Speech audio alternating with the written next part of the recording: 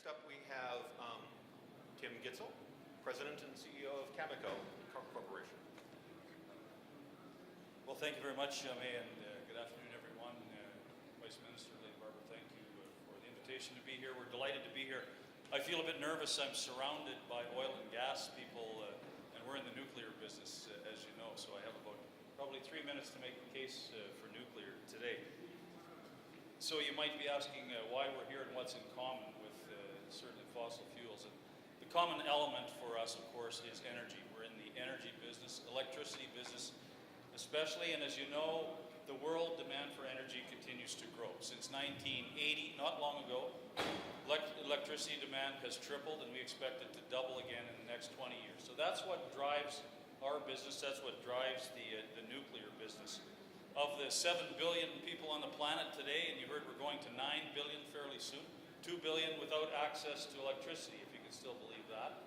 And of those that do have access to electricity, of course, many of them don't have enough electricity and are demanding more.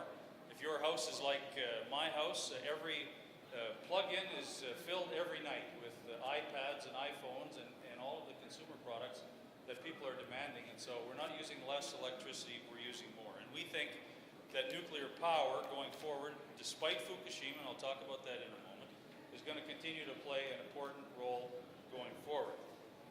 Today, there are 435 nuclear power plants operating in the world. We expect that by 2020, there will be another 100 plants, 100 more plants.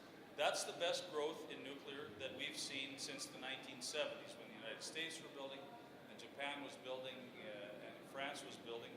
So 100, and that's net new reactors, so there will be more than 100 built, but net, there will be some closed, so 100 new ones. And if you're skeptical about that, 63 of those are under construction today. And where is that construction? Well, it's in China, of course. China today, 15 reactors in operation, 25 under construction. South Korea, similar numbers. India has made statements that they're going from 5,000 megawatts of electricity generated by nuclear to 63,000 by 2030. You can believe that or not, even if it's half of that, it's an enormous amount. And so Russia's building, and now we see even in the Arab countries, the United Arab Emirates building 4 units. Saudi Arabia has announced 16 new units by 2030, $100 billion investment in nuclear. So it's still game on for nuclear. And you'll ask, well, what about Japan? What about Fukushima?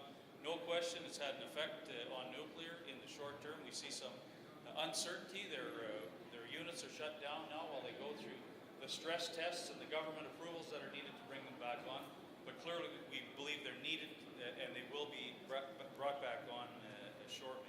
Certainly all of the reactors around the world are applying the learnings from Fukushima, what went wrong there, and we believe that the nuclear industry, which was already safe, will be safer going forward. Our company, Cameco, Canadian-based, we're from Canada-based company that is the largest producer of uranium in the world. We have mining operations in Canada and the United States.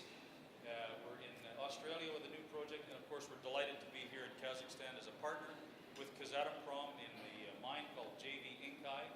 We've been here almost 20 years now. I think it's 18 years that we've been working here.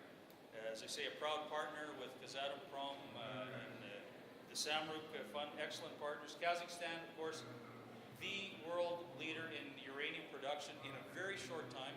In about the last 5 years or so, has gone from a small producer to the world's largest producer. 33% of the world production comes right here from Kazakhstan. Just an enormous growth. And they're developing the full nuclear cycle. We're involved in conversion. The next step after mining is conversion, and then there's enrichment, fuel fabrication, and Kazakhstan will have all of that in the fuel cycle. So my point today is just to say that nuclear continues to play an important role in the world. Kazakhstan is a world leader in the nuclear fuel business, and we join with our brothers and sisters